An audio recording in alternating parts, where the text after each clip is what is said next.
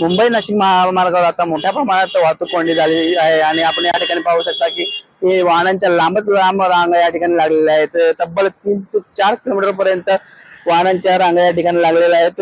सकाळपासून पाऊस सुरू आहे आणि या संततधारेमुळे आता या ठिकाणी वाहतूक कोंडीला सुरुवात झालेली आहे। या ठिकाणी आपण पाहू शकता की हे जे मुंबईला जाणाऱ्या गाड्या आहेत आणि ठाण्याच्या दिशेने जे जाणाऱ्या गाड्या आहेत त्या गाड्या या ठिकाणी तब्बल 1.5 तासांपासून या ठिकाणी खोळंबून पडलेल्या आहेत। या ठिकाणी आपण पाहू शकता की 3 ते 4 तासांपासून ही वाहतूक कोंडी आहे आणि या वाहतूक कोंडी अक्षरशः जे प्रवासी आहेत ते कोलमडून पडलेले आहेत। काय सांगाल, कधीपासून वाहतूक कोंडी आहे? जवळजवळ 24 घंटे झाले, कालपासून शनिवारपासून झाले ट्रॉफिक आहे। आता किती वेळ तुम्ही इथे उभे आहेत? आता मला अर्धा घंटा झाला इथे आहे। किती तासापासून तुम्ही या वाहतूक कोंडीत अडकलेले आहेत? आम्ही आता जवळजवळ 2 तास झाले इथे आहोत आणि आम्ही खरं नाशिकहून आलोय, औषधं घेऊन आलोय।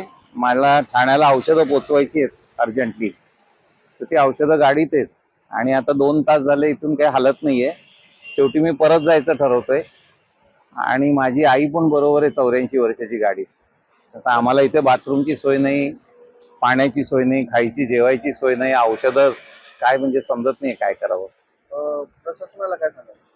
प्रशासनाला सांगू की हे जवळजवळ 20-30 वर्ष होऊन गेले ह्या रस्त्याची जी रड चालू आहे, आता कुठेतरी थांबवा आहे। हा रस्ता जो आहे ना, आम्ही 82-83 सालपासून आम्ही जातोय, तेव्हापासूनची अडचण अशीच आहे अजून। सारखे ट्रॅफिक जाम, रस्ते खराब, लाईन लागलेली असते आणि हा एवढा ठाण्यापासून भिवंडी बायपास आहे ना, हा फार त्रास आहे। खूप वर्ष झाली चालू आहे, असंच चालू आहे आणि कुठलीही कामं आम्हाला आतापर्यंत पुरी झालेली दिसत नाही। इकडचं झालं तिकडे, तिकडचं झालं काहीतरी नवीन काढतात, परत अडचणीत टाकतात। हा ट्रॅफिक आणि लाखो करोडो लिटर फ्युएल चाललेले वाया, निष्पन्न काही निघत नाही त्यातून। नक्कीच आपण या ठिकाणी पाहू शकता की या अर्ध्या तासापासून जे 2 व्हीलर वाले ते अर्ध्या तासापासून या ठिकाणी उभे आहेत आणि काल संध्याकाळपासून ही वाहतूक कोंडी असल्याचे या ठिकाणी प्रवाशांनी सांगितलेले आहे।